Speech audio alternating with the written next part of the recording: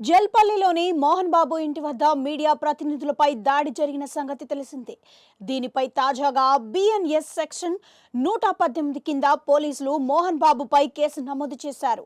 మరోపక్క మోహన్ బాబు మీడియా ప్రతినిధులపై చేసిన దాడిని అంతా ముక్తకంఠంతో ఖండిస్తున్నారు. ఈ సమయంలో మరో దారుణం వెలుగు చూసింది. అవును, మోహన్ బాబు మీడియా ప్రతినిధులపై దాడి చేయడం సంచలనంగా మారింది. ఏడీజీపీ ఆఫీసుకు వెళ్లి వచ్చిన అనంతరం మనోజ్ లోనికి రాకుండా గేట్లు వేశారు సెక్యూరిటీ. దీంతో ఆవేశంగా గేట్లు బద్దలు కొడుతూ లోనికి వెళ్లే ప్రయత్నం చేశాడు మనోజ్. ఈ సమయంలో తన బౌన్సర్లను వెంట పెట్టుకుని బయటకు వచ్చిన మోహన్ బాబు ఆవేశంతో మీడియాపై దాడి చేశారు.